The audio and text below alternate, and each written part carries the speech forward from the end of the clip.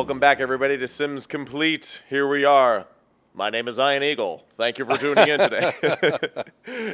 Shout out to Iron Eagle. He's the man. Yeah. No, not as good of an impersonation as I probably could do for him. That was a little improv. It just popped out of nowhere because he does have just this great announcer voice. He does. He has an announcer's voice. And, welcome to the game. Think about Ian. I can tell the truth here. Yeah. Whatever. I'm listening to the games whenever and something like that, and I'll text him, and he'll text me like back right away. Oh yeah. During the game. During the game, he's got his phone going. 3rd and 10, big down, and he's. Hey Phil, how are you? He's unbelievable. I hear him on basketball games. I'll text him in a basketball game, the NCAA tournament or whatever, the Nets, and within a minute, the text comes back. And I tell people this, and they all go, "Oh yeah, he does that to everybody." That's pretty cool. Yeah, you thought you were special for a second. Yeah, I did for a second. That's but all right. you were doing your countdown. It had a little Chris Farley to it. Did it? Yeah.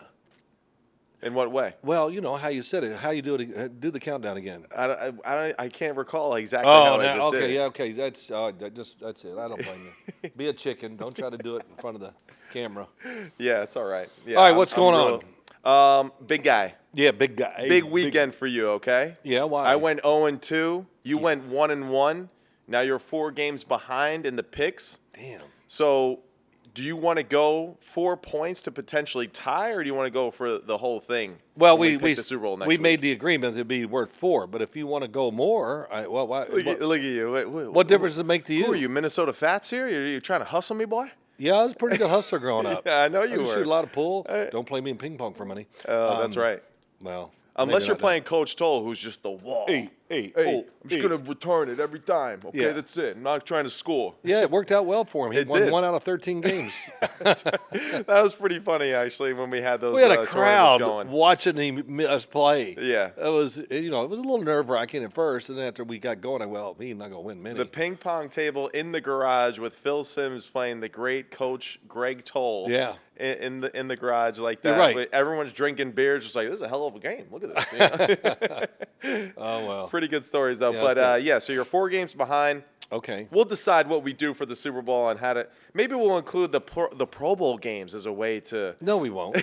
Good, thank you. God. I know. Who cares about that? That's the dumbest crap I've ever seen. They probably did the best thing. They just made it a skills competition and have fun, and because and not to go back, but what I played in the game, it'd be 1980. No, actually, this is great. Let's talk about that really quickly because you played in the Pro Bowl when it was. Scary. It was scary. It was like a legit game. Oh, yeah. You could hand it off on a draw and get 10 yards. Right. But if you drop back, they were coming. Right.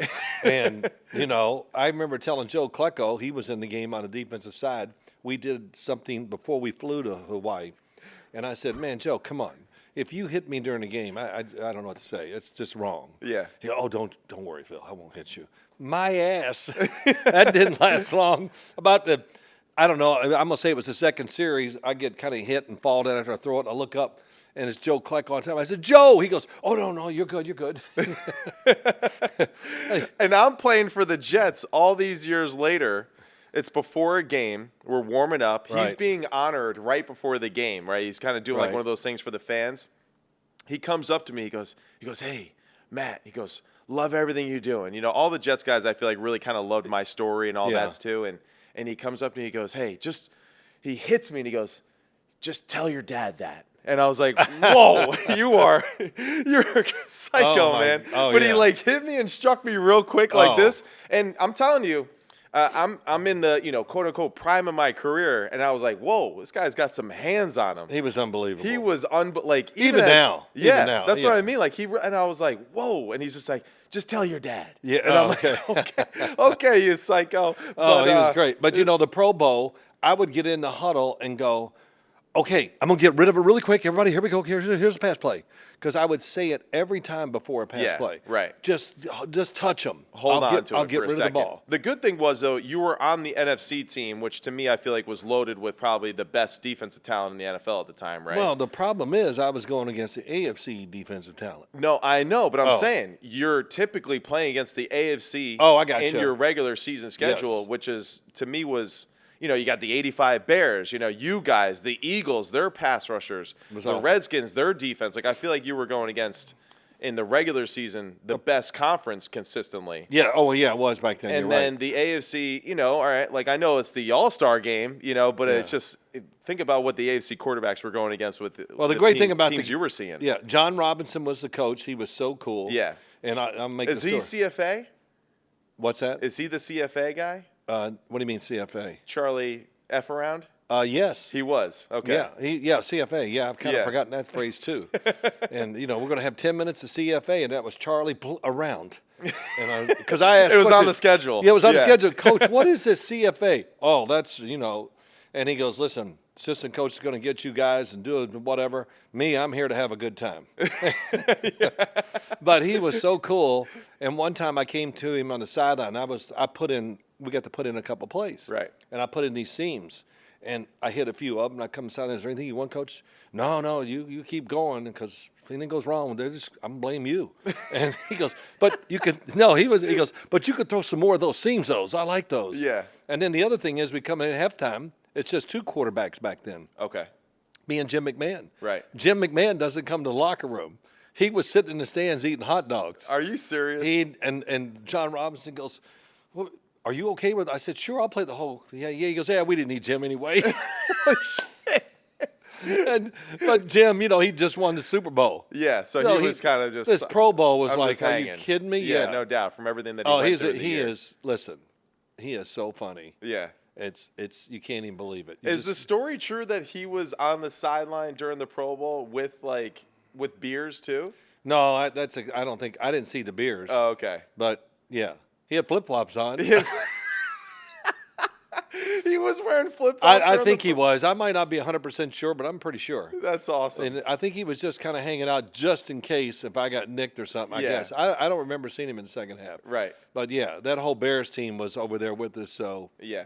Richard Dent. I mean, you name them all. They were all there. Who was the Guys. one guy in the Bears defense that you guys were always concerned with as being? Oh, the game Richard record? Dent. It was Richard Dent. Oh, Richard. Yeah. Then they had Wilbur Because Marshall. I feel like he's somebody that kind of gets overlooked when they talk about the history of the Bears, and I always remember you and a few of the other of your teammates always saying Richard Dent. Was Richard Dent, Wilbur Marshall was unbelievable. Yeah. They had so many good players, and Richard Dent did not like me in any sense of the word. Why is that? You talk too much shit? No, I just the way I act and just rub people wrong, and he even said it in the paper. Oh, yeah? He's before we played him on a Monday night game, how much he didn't like me. Right. And man, he had a night of nights. He must have hit me 15 times. But we won. We Right. won. But he hit me once really hard. I kind of flew, and he landed on top of me, and I threw a touchdown on the play in the left corner. And I turned and I look up at him. I said, "Are you having a good time?" He goes, "Okay, yes, I am. I'll clean it up." He goes, Right. "Yes, I'm having a great time." Because he just cared about hitting you. Oh man, he hit me sometimes so late after the whistle. It was unbelievable. That is so great. I love it. I mean, But he it's was- messed up, but I love it though too. At I the did same too. time. I admired all that cheap shots. How was he at the Pro Bowl with you though? I don't even remember really talking to him. But I think he was still on the '85 Bears, right? I get it mixed up. I'm pretty sure. sometimes. Yes. Yeah, because he really was having fun and beating me up. In 1992 was the year he really had a great game against me. Okay. It's just as far as hits. Right. Yeah. Yeah. Late hits, had a few flags thrown, that kind Right. of stuff. But he got in the Hall of Fame too late. In other words, he should have been a first ballot Hall of Fame guy. Yeah, he should have. Hey, guys, when we're blocking, this would be Ron Earhart to the offensive line. If you don't have a guy over you, go help on Richard Dent. Right. Or Reggie White. Those were the two we always. Those were the two problems. Double up if every you time. can. Yeah. Yeah. So- Really cool. Really cool. And you won the MVP of the Pro Bowl then Yeah, I did. that year, right? Yeah. Which was also like a thing too, where again, since the game was played the way that it was, that was an honor in itself too. I was pretty excited because when it was over, I said, "Damn, did I win a car? Is there a car?" And I got a trophy you've seen about this big. And I think a couple years, I don't know when they started, they were giving away Escalades Right. and cars. You and- missed out? Yeah, I missed out on that one. Yeah, it's all right. Oh, well, it's all all right. Yeah, Who you got a cares? little monument. You guys did great. You were on the road for the AFC Championship game. You guys, the team, Boomer, Nate, Coach Cower, out on the road there in the cold. Where the guys, they were teasing you about your scarf, though. You were pretty bundled up there. It almost kind of looked like you had a neck roll, like you were, old school middle linebacker. Yeah. Hey, I wasn't going to get sick. That's it. Was it that cold? It was pretty cold. When we Yeah. first went out on the field pretty early in the day, it was mist rain. So we're standing out there, because we have to do this other show, Top Show at CBS. Right. And the other pregame show. And, I'm sitting there going, man, we're getting wet. It's cold. And we're going to be out here at 7 or whatever, Yeah. 6:30. But, yeah, it was colder than I expected, I think. And, that's preservation. I was thinking ahead, the Super Bowl. I don't want to get sick and this thing linger on to the Super Bowl. Of course, yeah. But, yeah, we had some fun with that. They were Yeah. making fun of my scarf a little bit or whatever. Yeah, and I like to. What would you say about Nate and his jacket? Well, JJ and Nate were really having fun with it. Hey, you choking over there? It looks a little tight. The tourniquet and all this. You did kind of turn with your shoulders a few times Well, instead of your actual neck. Yeah, no. Well, I didn't want to mess up the knot.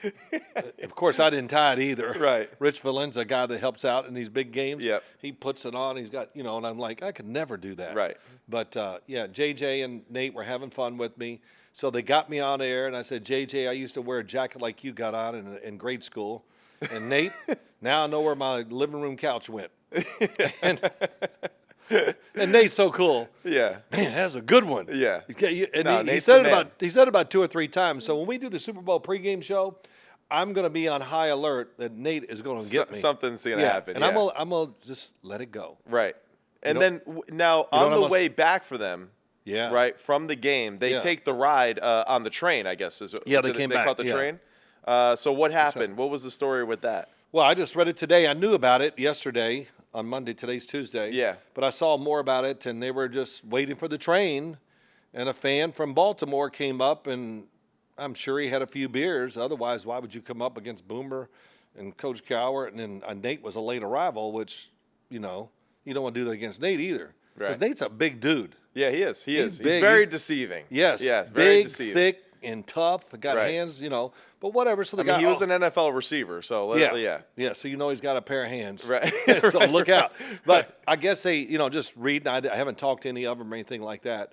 But the fan, oh, you guys are in on it. The CBS and the NFL wanted the Chiefs. Man, of course we're not in on it.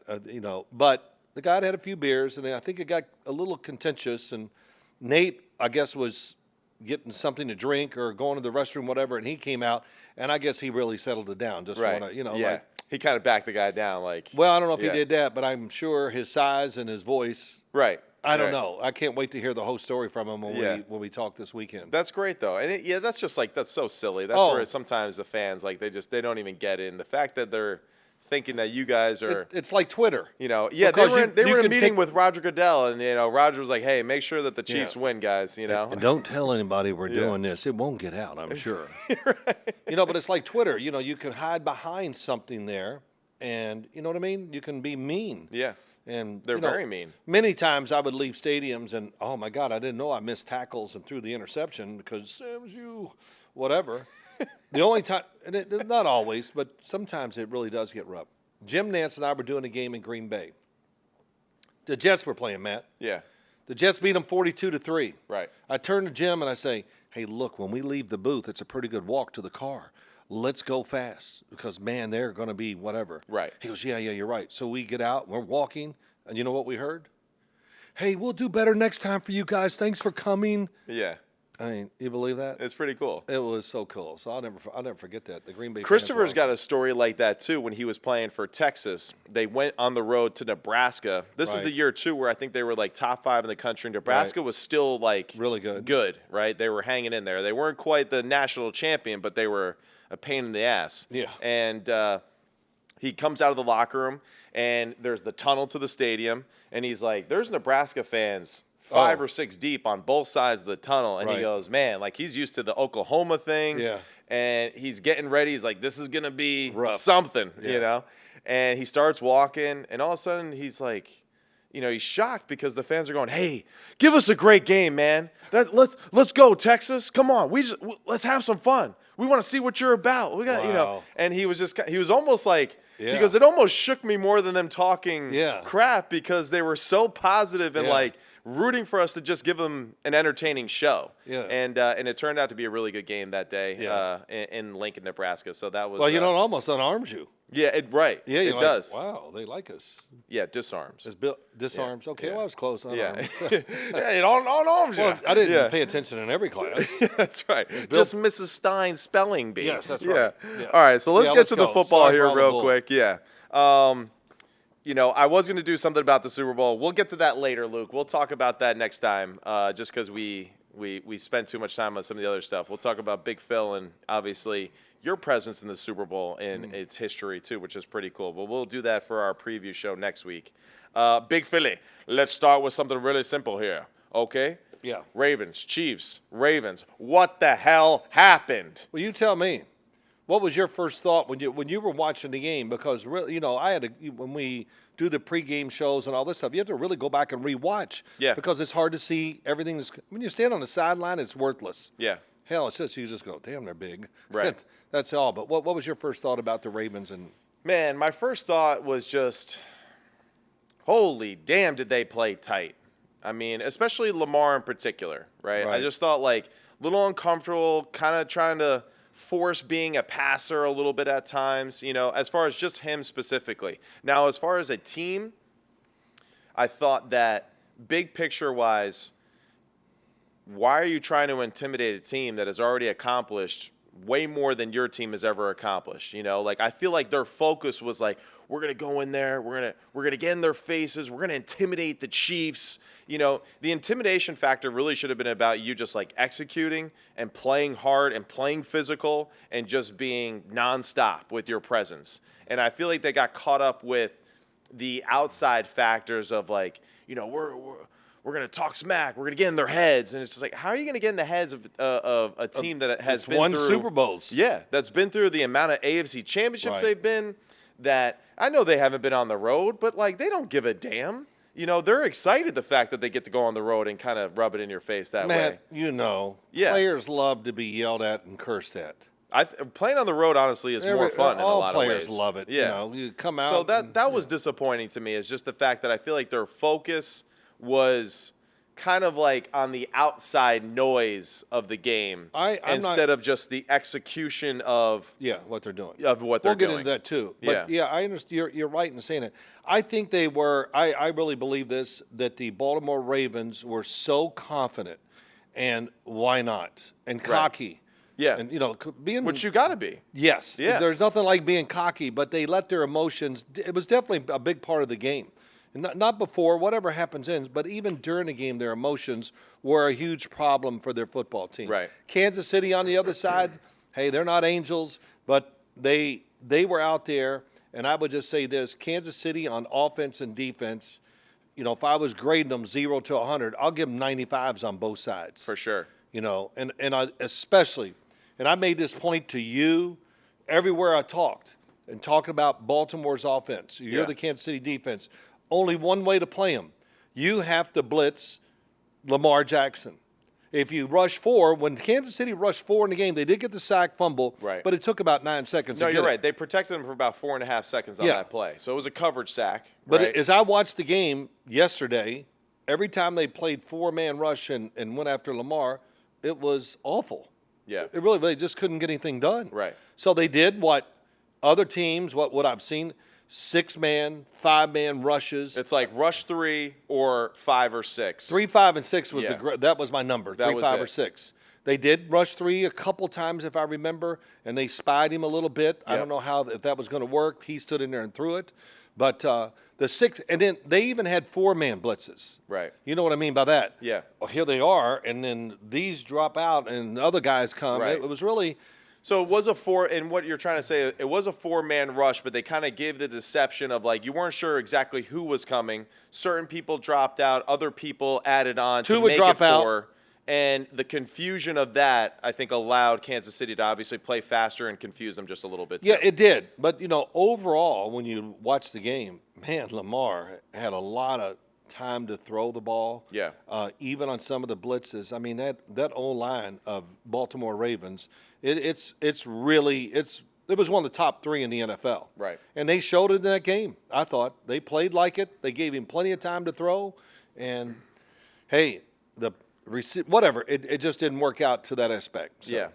And I think this is really a telling sign, too, in a lot of ways of just kind of, Lamar is a human being. I think he did kind of feel the pressure of obviously the big moment for him as a personal moment in his career. And that's natural. There's nothing wrong with that at all. I think what the problem to me is that that your player feels that way. It's up to the coach to help the player get integrated into the game so he feels comfortable. Yeah. And I feel like Todd Monken in that regard did not do a very good job of that. I feel like they didn't have enough just game plan specific plays to say we're going to get him an easy completion here, we're going to get an easy screen throw here, and it just took too long for them to really create any momentum and confidence in himself. The fact that they went into halftime and he only completed 5 passes, right? He's like 5 of 13 at half. That's an awful sign. It should be you should be like 10 of 13 with the score the way that it was. Well, I'll say this. There's a couple things I want to say there. Yeah. Baltimore, it wasn't like they were running away from the Kansas City DBs. Well, that's another thing that we discussed last week, right? Of just Kansas City's defense. Baltimore's great. Kansas City's defense is right there as far as being as talented. Kansas City didn't have to make up something they haven't done. Right. They love the blitz. Steve Spagnuolo, we'll talk about him later. But no, go ahead. Do it right now. Well, no, I'm just saying they're all out. They don't care. They did the 5-man blitz. They did this. They blitzed 6. They played. Nobody's helping 4 defensive backs back there. Right. It's one-on-one down the field. And, of course, whatever happens, Lamar couldn't find the guy. A lot of times they were not open. And, I changed my opinion. Baltimore should have run the ball more, this and that. But, man, when I watched the game, all the blitzing, and I know they cracked a few runs early, but I just go, well, if they run the ball in this situation, there's nowhere to go. Yeah. And I think, too, think about it from the coaching and even Lamar. Man, there's opportunities. We got to throw, when they're blitzing that much, you just go, let's keep throwing it down the field to see if we can hit 1 or 2, and that would change the game. Mm-hmm. And they did hit some big plays, but they never hit the play that changed the game to make it really even. Yeah, for sure. And, just how much of this, too, do you feel like kind of falls on just Monken and his game plan, too, for understanding the situation of it, the defense that he's going against? Like, did you feel like he did enough with his play design or play calling strategy to kind of get Lamar in the game enough? Who failed? Who failed who?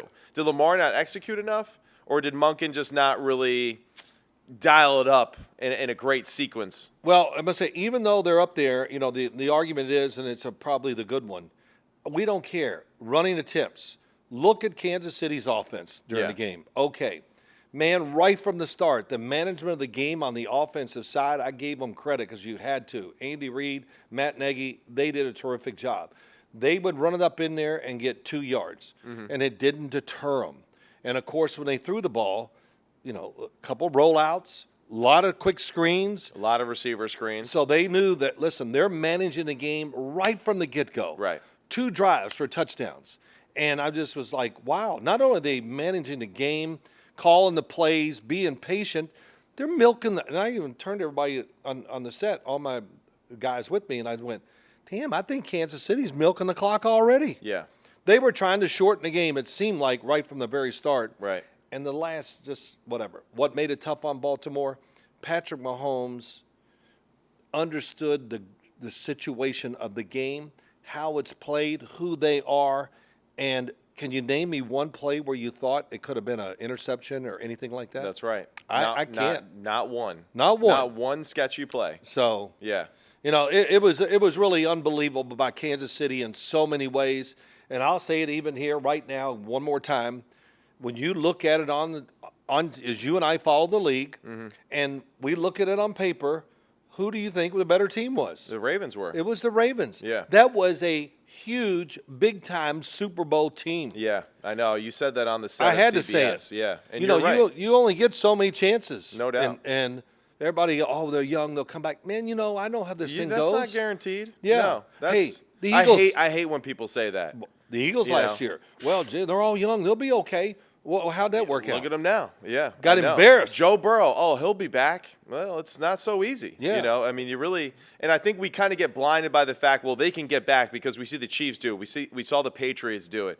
And the fact is that it's really difficult. They've done it in multiple ways as far as their success and how their team was designed to win football games, right, which is a testament to just the organization of the franchise and the coaching involved with the players. But this whole we'll be back.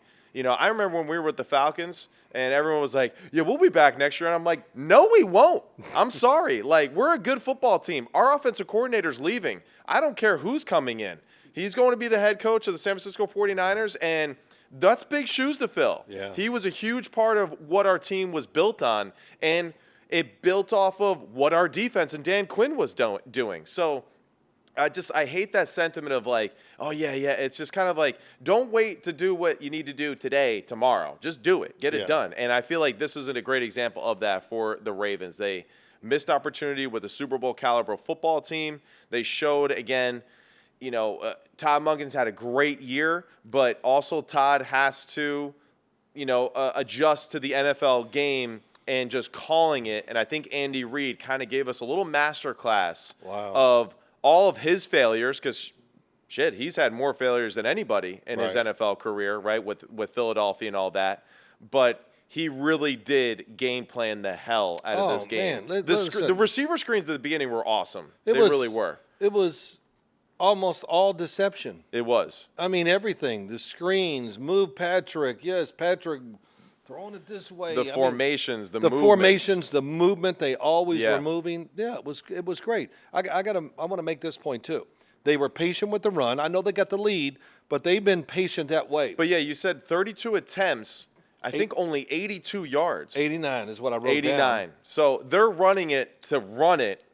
Right, and I know that sounds silly to say, but they're running it to take time off the clock, pace the game, control the tempo of the game, and their 2 scoring drives early in this first half.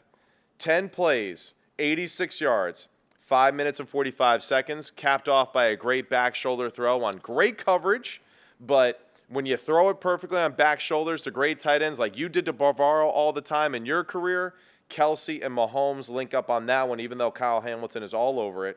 Then the next drive, 16 plays, 75 yards, 9 minutes long on that drive. So you essentially have 2 of Kansas City's drives are a full quarter in time of possession.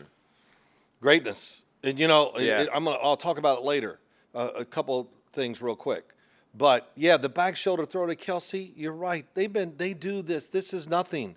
He sees it. Kelce sees it. He feels it. Here comes the ball. No big deal. And how the patience by Travis Kelce, too, because he really does turn, as the football is getting there. Is about a foot away from him. Because that guy, Kyle Hamilton, if he had any inkling, his arm can reach from here past you. I mean, man, he's got long arms. It's great coverage. He is an unbelievable player. I did not like, though, how in a lot of the situations in the game, they had him playing Travis Kelce in man coverage. They would give Kelce kind of that return motion when he in and back out. Right. And you could tell that Kyle was shadowing him. Right. But he was off the ball. Right. Did not like that aspect a lot because it was telling as far as I'm going with you in man coverage. I got eyes on you, but we're also knowing that it's man coverage and you're 8 to 10 yards off the football. Giving Travis Kelce consistent free releases like that, to me is a little disappointing by McDonald in the scheme because even though he did a great job covering him, there wasn't that extra element of fatigue by Kelce throughout the game, right? Which maybe could have paid dividends later. Okay, he burns you early in the first quarter. But if you're getting hands on him a lot, if you're hitting him at the line of scrimmage, doing things like Lou Anarumo does with the Cincinnati Bengals and just making constant contact with him, okay, then he's not there at the end of the game to make the clutch play because he's fatigued, he's beaten up, because, we're getting the better of him in those matchups. Yeah. And that was one thing where I thought they really wear him down. That's what you're doing. It's like a boxing match. Wear him down, and then we'll knock it. But, they failed that one. Being in person, one of my first thoughts when I watched the game start, we were still where we could see it, and I just thought, man, Kelce looks faster today. Yeah. He was rested. I don't know what it is, but maybe it's what you just said. He was never really contested at the line of scrimmage. But a couple things. When did Kansas City's season turn around? When? Yeah. What was it? Well, the Eagles game is an interesting game. That I think the Raiders game. Yes. Why the Raiders game? It was it was the biggest embarrassment to the Kansas City, Andy Reid, and everything about him that I've seen. That was the worst game that I've ever seen. This is the game too that Aiden O'Connell completes. Yeah, he didn't complete any in the second half. I don't even know if he threw the second ball. half he didn't complete one. Yeah, but that was like, oh wow, we really hit bottom. Right, and it was bad. Yeah, and so what did they do? That's why I wanted to get back. I had to look at it. I can't remember all these numbers, but they played Cincinnati. They ran for 132 yards, 22 attempts. Buffalo in the championship game, 24 rushes, 146, 1 touchdown. And then even though they couldn't break anything big against Baltimore, they still ran it 32 times for 89 yards. Yeah. But it just paces the game. Right. You know, what's it do, especially for Kansas City? What's it do for them? It lets them be aggressive on the offensive line. And what do they worry about? Their tackles. Getting overpowered. Yeah, with their tackles. So let's protect them, let them be aggressive. Right. And that'll help them a little bit in better situations and maybe help them in their pass rush. My other thing is this. Which it did. It did, right? Lamar Jackson. Yeah. Let's go back to that. A lot of throws downfield. Right. Too many. Well, yeah. In your eyes. But when you look at it, and it takes time, and look, they've been building up with this past game. It just didn't start this year. Greg Roman was trying to build it more into their offenses. Oh, I heard his name a few times in the media this week. Leading or after this game, and I'm just like, oh yeah, now we want to give him a little bit more credit. Rex Ryan did. Did you see that? Oh, I did. And Rex knows. See, that's sure. why Rex is good, on ESPN sometimes, because he really doesn't play the media crap all the time. Yeah. Like he knows. Greg Roman is awesome.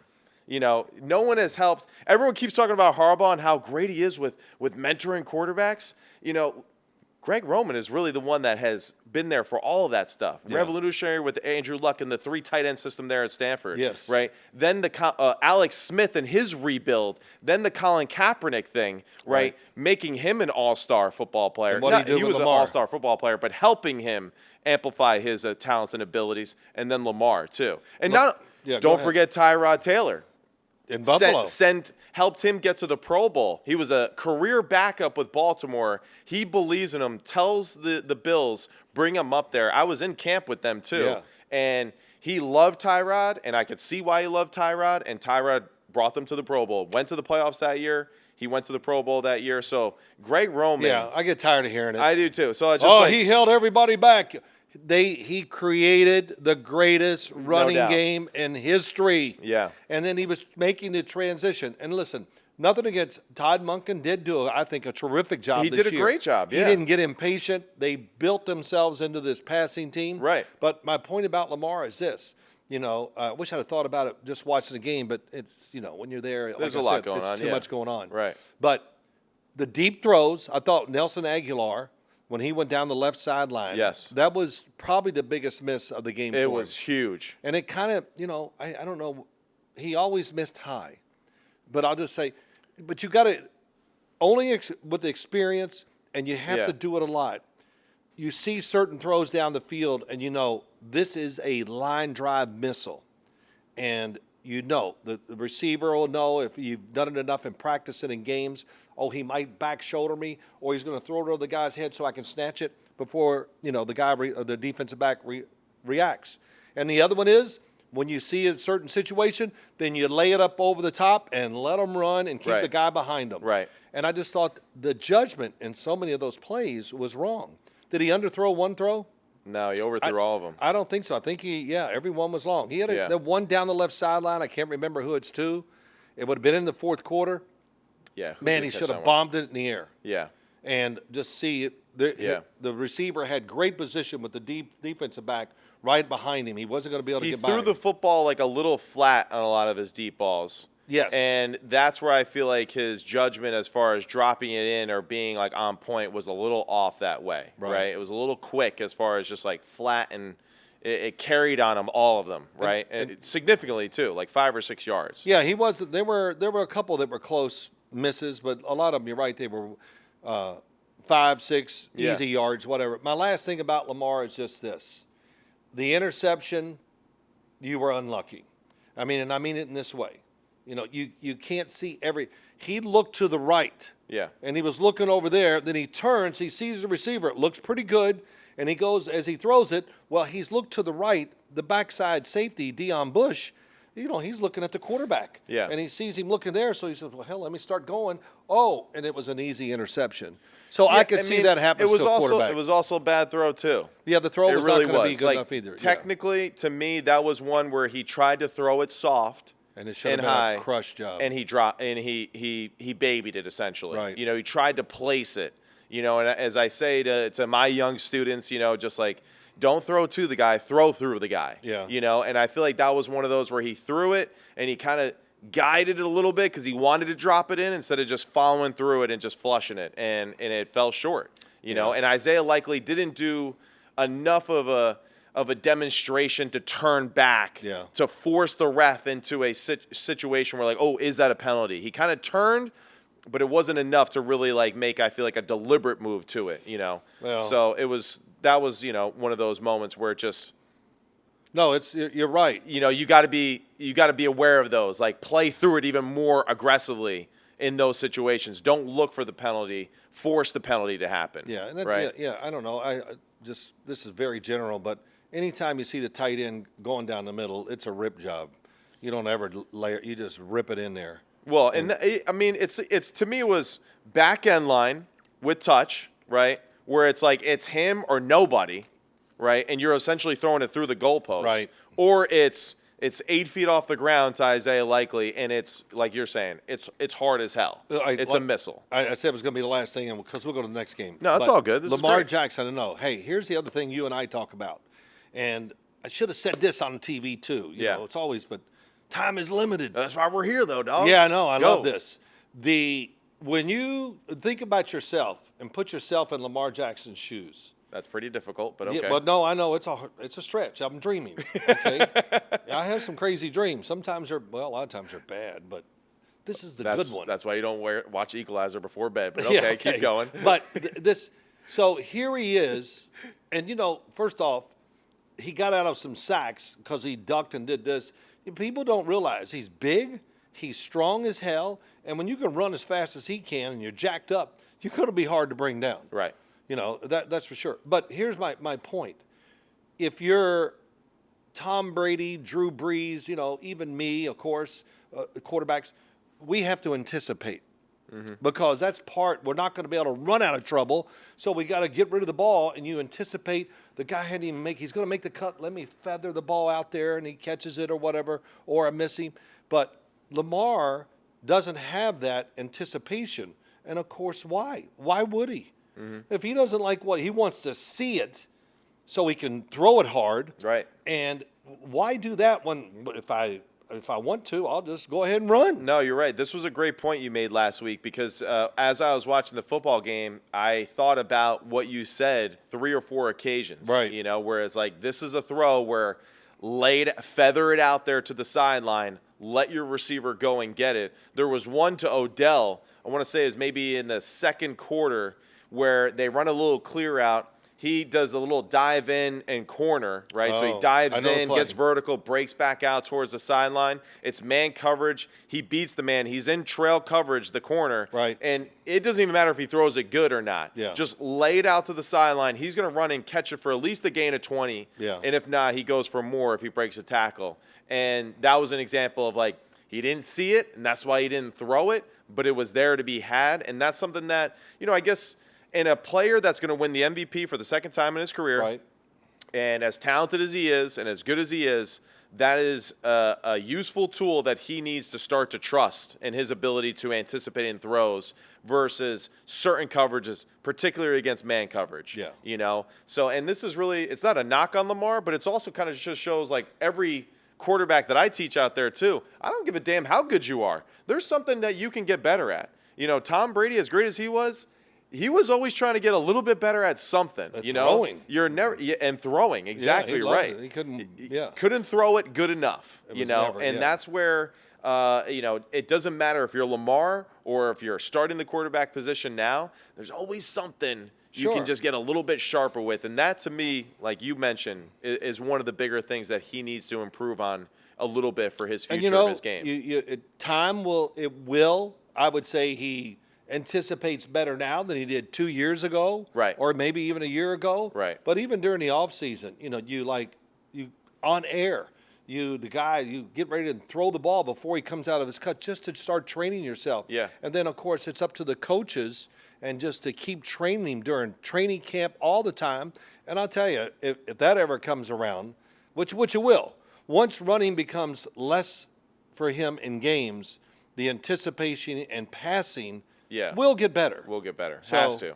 it's Matt Ryan was great with that too in practice too, because there were sometimes he'd drop back and he'd throw it and it'd be incomplete, and me being a young football player, I'd be like, he missed it, and then we'd be in film and he'd be like, listen, man, like it's gonna be there. Where did it go out of bounds here? It's like, at 11.5 yards. He goes, why are you 13? Oh, I love it. And like I was kind of like, nah, Matt, like put that shit on him, man. That's but he was true in a sense that like, there's certain plays and certain schemes where he has to kind of play and throw it that way to be successful consistently. Right. And not just, power the throw. So that's why I was a great, odd couple guy for him too. Because, he's like, hey, what do you think, man? I'm just like, throw it harder. Let's go, Matt. Just cut it loose, man. And he'd be like, oh, man, all right. But, it's there's a lot of truth to kind of both of those worlds in a lot of situations. And you know what I would have said to Matt? Yeah. Matt, you throw him for like 60,000. Just, I don't know, hit it. Yeah. That's what the hell? That's right. I think you know what to do here. That's How many yards did he throw for in his when you're career? throwing to like speed cuts to Julio Jones, man. You can't get it out quick enough. You're right. It's unbelievable. So if you're under center and Julio Jones is at his peak, he's the wide receiver and he's running the 12-yard speed out. 12 to 10. Oh, it's a 3-yard drop. Yeah. No, it's a 5-step drop, but you only cover 3 yards. You only cover 3 that's yards, right. yeah. Oh, yeah, I had a couple of those in it. Yeah. And to get rid of it because if you took the drop. I saw Julio Jones run a comeback, and he hit his last step, and the turf rolled up like it was the Roadrunner, like in Acme Studios, like old school. It was unbelievable how ridiculous it was, how powerful his steps was, and he still made the catch. But he's a big dude. Oh, he was awesome. Big dude that can run fast. Great teammate too. Yeah. And then let's just not forget to, again with this one, Spagnuolo. Oh, we didn't even get into. Yeah, go ahead. I know. I'm sorry. It's going to the Hall of Fame. If there's a Hall of Fame, and according to Big Phil, if there's a Hall of Fame for assistants, he's a first ballot Hall of Famer. Yes. And I think what he has done, the Super Bowl with the Giants in 2007, he stopped the most prolific offense at the history of the NFL at that time. That's right. They held them to 14 points. Yep. I mean, Tom Brady, that whole team, one of the best teams in the history of football. He had the benefit of actually seeing them at the end of the year, the last game of the year. High scoring, 38-35, I think. High scoring, but second time around, he got the better of them, which was pretty awesome. Yeah. And then, again, just what he did against Todd Monken and this team this weekend, super impressive. The Chiefs' defense just does not get enough credit, It really it's getting doesn't. there. It finally is, because they're going to the Super Bowl. And but it's week 27. They rebuilt this whole damn thing in 2 years. It's awesome. So you think the draft and free agency and managing talent, it's unbelievable. Signing guys like Drew Tranquill to your lineup, right, and his impact. And they play so much man-to-man coverage. Yeah. Your corners and nickel back and safeties, they don't have any choice but to get better. No doubt. It's like saying, hey, well, I want to get better at golf. Well, go hit 7,000 balls and you'll get better. Yeah, that's right. And that's kind of what they've done on defense. L'Jarius Sneed is awesome. Oh my Trent God. McDuffie is awesome. Awesome. And Justin Reed had a lot of big plays in the game too. He played phenomenal. That was a big He's a big physical add-on. presence, Yeah. in that, especially in the run game too. He was making a lot of hits at the line of scrimmage. Yep. Nick Bolton, him being healthy. Huge. So, huge. Yeah. So it's going to be big in the Super Bowl, too. No doubt. It's going to be really big. So I love that this matchup, George Karlaftis, he's coming together. He's becoming more of a presence, and it's kind of fun to see. Of course, I don't know anything about it. I always mean to talk to J.J. Watt about it. But the improvement in these outside pass rushers. Right. From year one to year two. We saw it with Will Anderson as a rookie down in Houston. Right. all of a sudden looked like he trimmed up more, got more NFL ready, and the speed and the power and a few moves. I mean, it's unbelievable. Aiden Hutchinson, what he's done in 2 years, and right. even Trayvon Walker down at Jacksonville. I thought I saw him get better, especially late in the year too. Yeah. It's got to be such a refined art. And it's such a different world than college football, too. Well, yeah. Because the tackles are really on it. The worst tackle in the NFL is still An All-American. Yeah, that's right. He's still an All-American football player in a lot of ways, right? So it's just the craft, you're right, is very specific. But the Chiefs' defense just can't say enough good things about it. And that will really be, I think, San Francisco's biggest test is how can you create explosive plays, which they thrive off of. And take advantage of man-to-man coverage against Spagnuolo in that defense. So this will be interesting to really see, and it's great. We'll talk many more times about Coach Spagnuolo. It's crazy, too. We haven't even talked about Patrick Mahomes enough. But listen, That's you hear about Pat Mahomes enough on the other channels. Yeah. We're here talking about the entirety of the team. We'll get to Pat Mahomes next week, though, too. So what are you saying about the other channels? What did you say? You don't like? Yeah, never mind. No, it's just like it's redundant. It's redundant, and some of the stuff, oh, my God. I want to become, and I know I say a lot of stupid stuff, too. And if I do, go ahead and write it. I admit, hey, here's my problem with all media a lot of times. Admit you're wrong. Who cares? Yeah. Hey, Phil, this is not what you said 2 weeks ago. I said, yeah. I got more information now. That's right. So I'm changing my opinion. Well, and that's okay, too, to actually admit that you're wrong, where some people just, they bang the same drum all year long because that's just, that's who I hate. I can't give him any credit. Oh, no. So if I like him, it wasn't his fault. It was the coach, and it's be quiet. Wow. Yeah. I'm looking at the screen over here. Did you get the same spray tan as Tony Romo for this No, weekend? I wiped my face. I did. Oh, you know what? I did go to the dermatologist yesterday. Oh, okay. You got a little face peel. Okay. Well, I thought you got a spray tan like Tony, because your boy Tony. Oh, well, wait. No, it's not a. It's come on. I have a lot of trouble with the sun, so they're trying to get rid of these sun things I got. No, I know. I'm just teasing. I know, it's I'm okay. also making a comment, too, that Tony Romo needs to stop with his spray tans, dude. Chill out. You thought he was tanned? Totally. Really? Totally. Well, I think he was still fake tanned from a week ago, and it's starting to fizzle out. So just don't do it again, Tony, all right? Damn, I might do it. Yeah. I've never had a spray tan or a tan. No, I've never man. had a tan. You would be an Oompa Loompa if What you a got shock. spray tan. I haven't had a tan in my You life. would totally be from Jersey if you actually did that. But wow, that would be okay. your last. That's your last box of being a true New Jersey person if you get a spray tan. You get a spray tan? Yeah. I went to the gym last Phil week. from Jersey. I went to the gym last week and I started talking to this guy who I knew. And I said, man, you been in Florida? He goes, no, I spray tan. And I go, damn, it's perfect. Yeah. It was. He owned it too, which I respect. Oh, he didn't care. You got to get a little pump and get a spray tan and you're there. Yeah. I mean, that's what he He's said. going into competitions. All right, so let's go now All right, let's do a little about Detroit. Lions, 49ers. Yep. I said that we'd have a quick show today. Not possible. We're not capable of it. Well, we won't. Let's don't spend too long because But, I'm sweating over here. Yeah, you're schwetting? You're schwitzing? I'm schwitzing. Yes. Lions. Yes. 49ers. Okay. Big initial takeaway for you about this football game. Wow. What are your first thoughts that come to mind? I mean, like, is it like a is it a complete failure by the Lions letting this one slip? I don't know if it's a complete one, but I just say my first thought about the game is, wow, defenses got tore up. Yeah. Both. Yeah.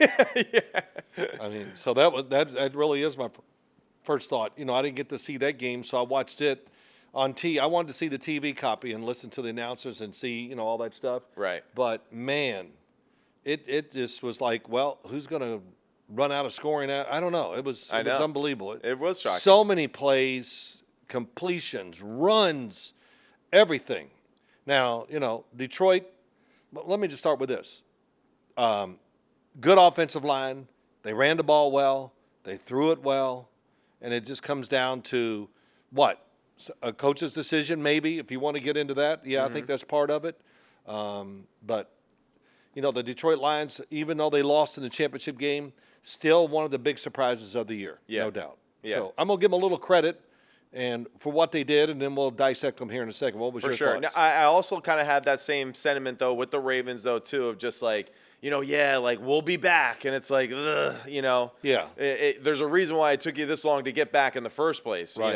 Actually, you've never been, in a lot of ways. So I'm a little nervous in that regard to say, they're just going to, be one of these teams now. But initial thought is Lions had a phenomenal game plan. Phenomenal. Ben Johnson did a great job, right?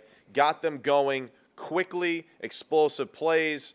The little fake toss, or the little toss where they had the pin and pull action versus San Francisco. My first initial thought with that first half running was they're running San Francisco-like plays, Kyle Shanahan-like plays against them, and they're effective, right? And I thought that was really interesting because they had receivers blocking defensive ends. They were getting big guys out on small guys in space and allowing their running backs to cut. They were forcing San Francisco to cover the whole length of the field, both sideline to sideline in that running attack.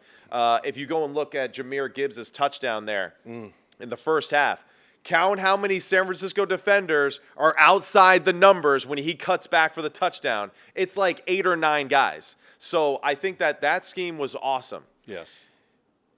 Few drops in the second half were huge. 2. Dropped offensive plays, right? Unfortunately for Josh Reynolds, he was a part of 2 really big ones, the 4th down and the 3rd down, which would have gone for a huge gain, an explosive play. The dropped interception was absolutely huge too. Then the fumble, the drop by Jahmyr Gibbs, that was big. And then also Dan Campbell, I understand your philosophy of going for it on 4th down. I do. I get it. It got you there. But Kyle Shanahan had this great quote post-game press conference. They were like, did all your experience help you with this situation? And he kind of went, not really, because all these games, they're just it's their own thing. Yeah, you know, that's a good quote. And it really is like now the experience kind of teaches you for the prep and how to get ready to game plan and how to make sure that you're kind of checking all those boxes, right? How to think about these games. But then when you're in the moment, you kind of have to put aside the analytics and the statistics and like, you know, if we go for it in this and this.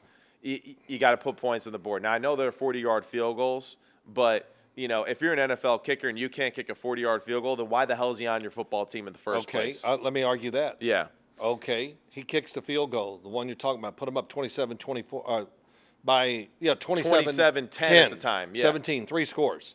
So if they kick it and miss it, wow, well, during the year you'd have gone for it. Now you're chicken and – so, you know, that's the way it is. Totally. You're going to be the coach. You're going to eat it. I get that. No matter what. Yeah. So if it doesn't work, Totally. we second guess you. Well, I'm not a big second guesser too much.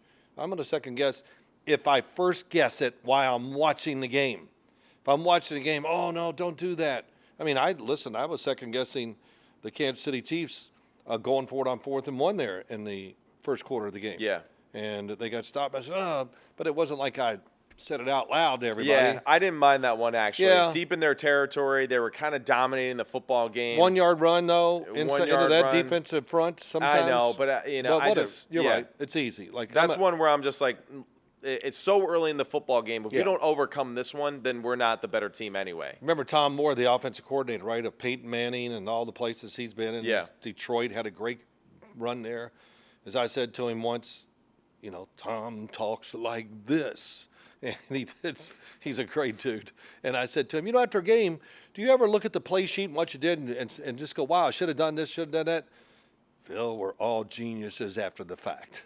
And I go, good answer. That's right. it. I don't need to hear anything else ever again. No doubt. Everybody's a genius after the fact. But I guess the biggest thing just surprised me. I know Detroit's defense is not a top-notch defense, but San Francisco, they're not the defense they were last year. But the speed They're of guys, definitely not. Gibbs, Debo, I just saw so many people running, and the angle was on the defensive player's side or favor, and they still blew by them. Right. I mean, that was what really caught me. And I think I saw and looked at Detroit in a whole different way in a big game, just watching the game slow and all that stuff. I go, wow, they got a lot of talent. They do. I mean, Laporta.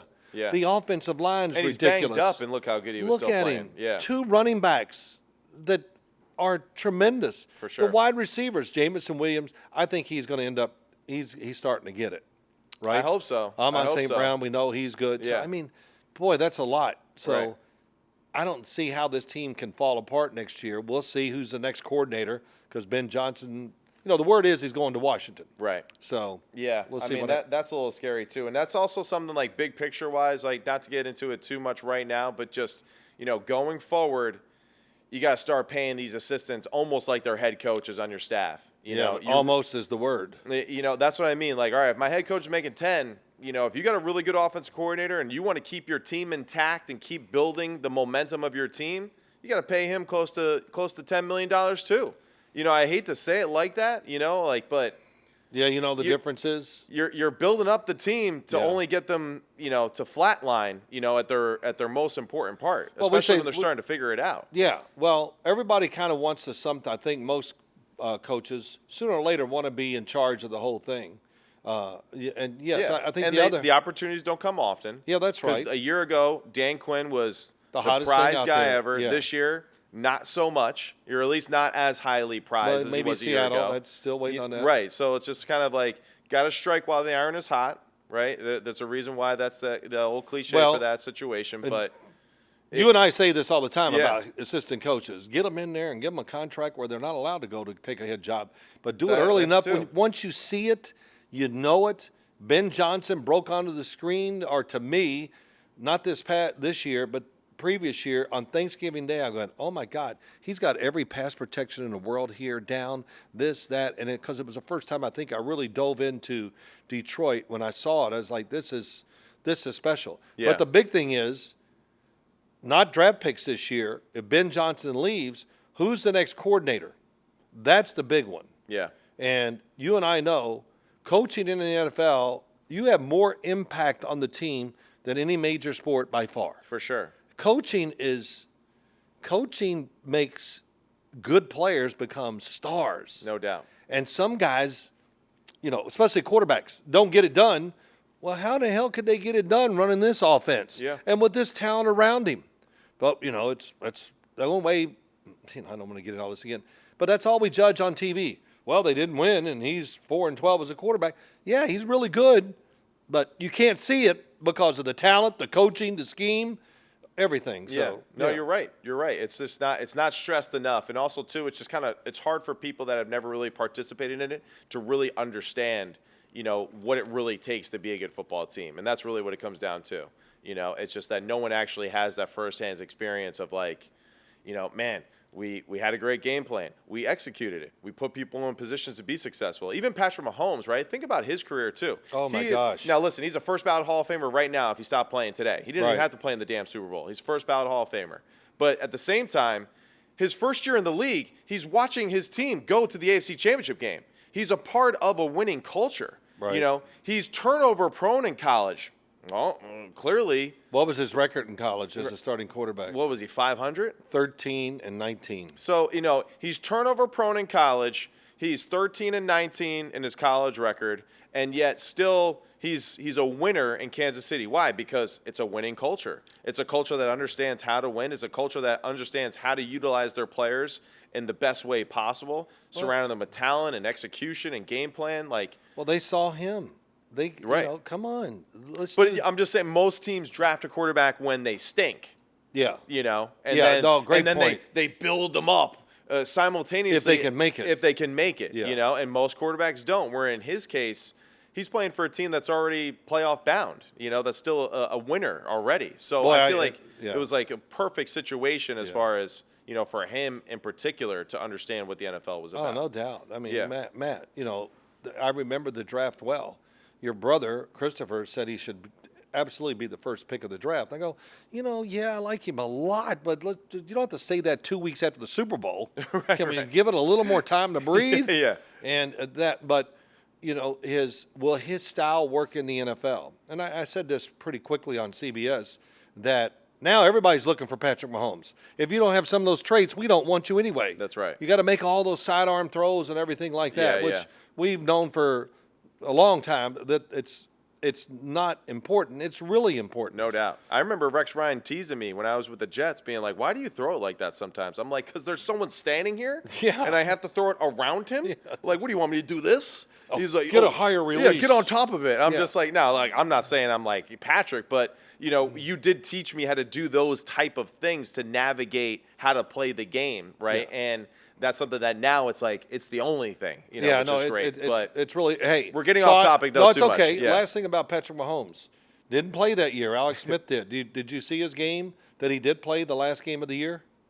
against the Denver Broncos. No. Well, I couldn't wait to watch it. Yeah. Because he's going to get to play it. Oh, yeah, right. Okay, sorry. Go ahead. Yeah, and I just couldn't wait to watch it. I'm watching and I go, oh, my God. He's good.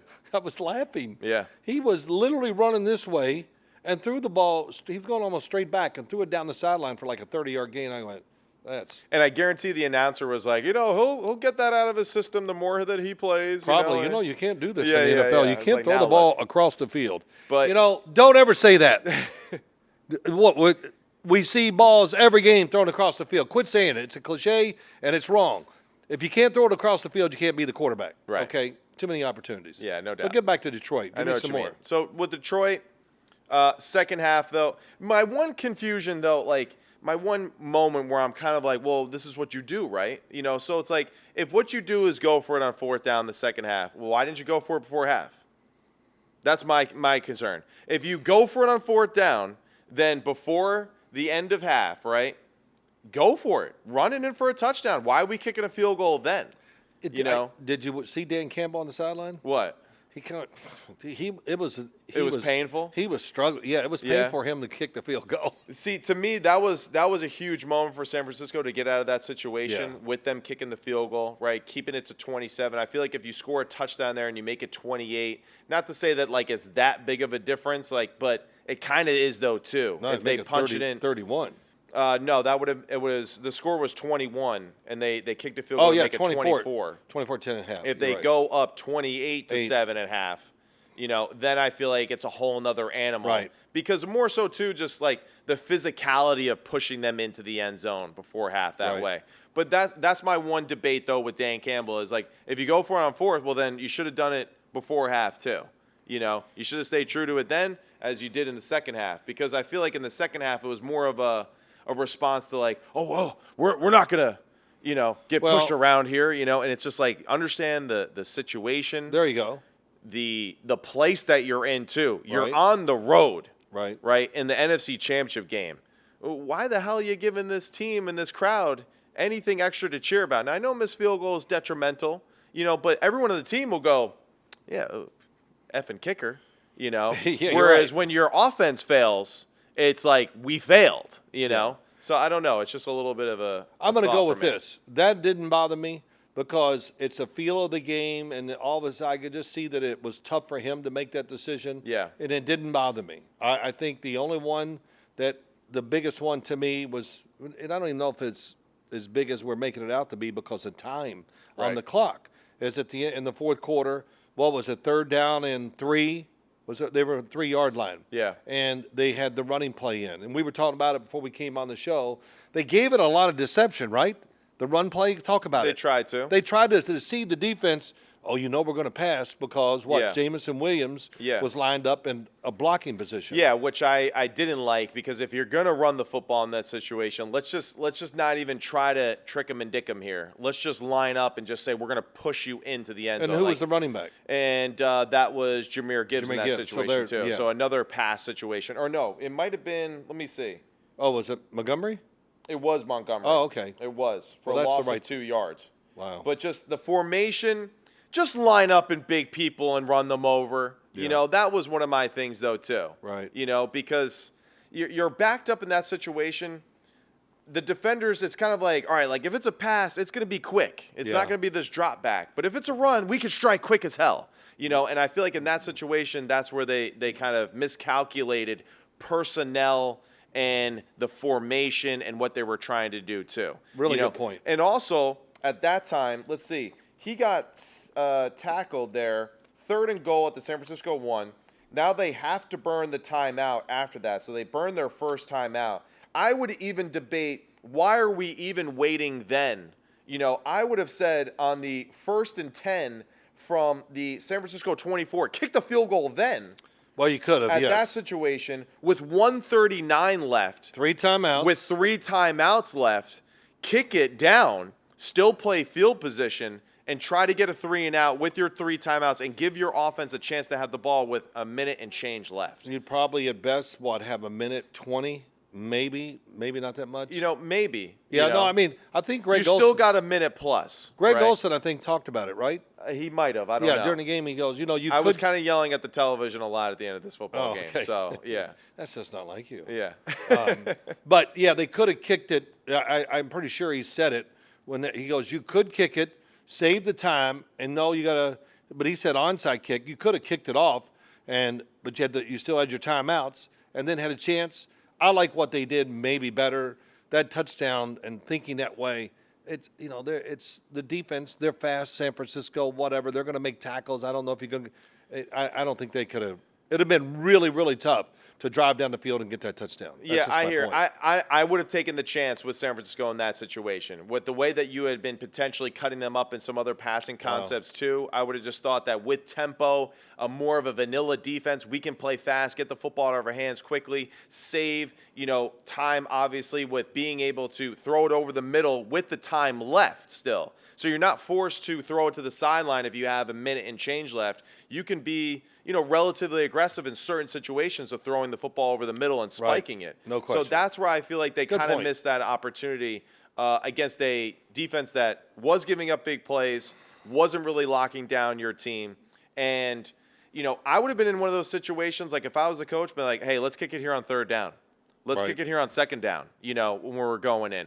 The running play at the end where you're forced to use your timeout, that's where it's like. Yeah, no, that was where you messed up. Yeah. That was where you messed up. I would have rather you not called the timeout and got on the football and run something else on the line of scrimmage as quickly as you can if you were prepared for that situation. So that's just me and my. No, it's a great analyzation there, or analyzing, I should say, not analyzation.